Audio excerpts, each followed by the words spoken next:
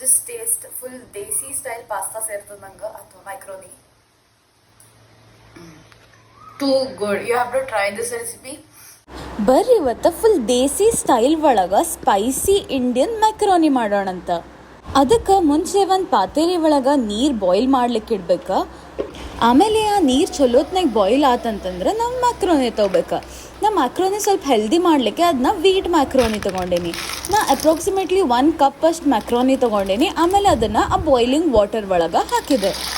ಆಮೇಲೆ ನಮ್ಮ macaroni cook ಆಗೋ ತನಕ ಹಂಗೆ ವೆಜಿಟೇಬಲ್ಸ್ ಚಾಪ್ ಮಾಡ್ಕೊಂಡ್ರಾತಂತ ಹೇಳಿ ಎಲ್ಲ ವೆಜಿಟೇಬಲ್ಸ್ ತೊಗೊಂಡೆ. ನಾ ಅದ್ರೊಳಗೆ ಆನಿಯನ್ ತೊಗೊಂಡೆ, ಟೊಮ್ಯಾಟೊ ತೊಗೊಂಡೆ, ಆಮೇಲೆ ಗ್ರೀನ್ ಚಿಲ್ಲೀಸ್ ತೊಗೊಂಡೇನಿ. ವೆಜಿಟೇಬಲ್ಸ್ ಹೆಂಗೆ ಸೇರ್ತಲ್ಲ ಹಂಗೆ ಚಾಪ್ ಮಾಡ್ಕೊರಿ.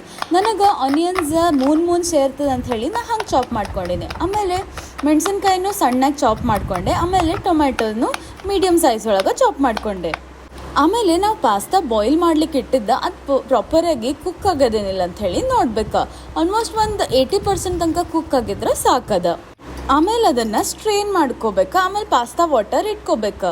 ಈಗ ಮ್ಯಾಕ್ರೋನಿ ಸಾಸ್ ಮಾಡಲಿಕ್ಕೆ ಒಂದು ಬಾಳ್ನಿ ತೊಗೋಬೇಕು. ಆಮೇಲೆ ಅದ್ರೊಳಗೆ ಎಣ್ಣೆ ಹಾಕಿ ಆಮೇಲೆ ಗ್ರೀನ್ ಚಿಲ್ಲಿ ಹಾಕ್ಬೇಕು. ಅದು ಒಂದು ಸ್ವಲ್ಪ ಖಾರ ಬಿಟ್ಕೊಂಡು ಕೂಳೆ ಅದಾದ್ಮೇಲೆ ನಾವು ಅದ್ರೊಳಗೆ ಆನಿಯನ್ಸ್ ಹಾಕ್ಬೇಕು. ಆಮೇಲೆ ಆನಿಯನ್ನೂ ಚೆಂದಾಗಿ ಸೌತೆ ಮಾಡ್ಕೋಬೇಕು. ಆನಿಯನ್ ಸ್ವಲ್ಪ ಗೋಲ್ಡನ್ ಬ್ರೌನ್ ಆದ್ಕೊಳ್ಳೆ ಆಮೇಲೆ ಅದ್ರ ಒಳಗೆ ಟೊಮೆಟೊಸ್ ಹಾಕ್ಬೇಕು. ಆಮೇಲೆ ಅದನ್ನು ಒಂದು ಸ್ವಲ್ಪ ಚೆಂದಾಗಿ ಕುಕ್ ಮಾಡ್ಕೊಂಡ್ಕೊಳ್ಳೆ.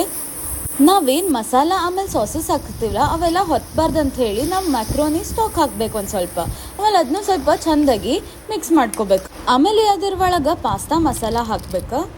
ಆಮೇಲೆ ಸೋಯಾ ಸಾಸ್ ಆಮೇಲೆ ರೆಡ್ ಚಿಲ್ಲಿ ಸಾಸ್ ಹಾಕ್ಬೇಕು.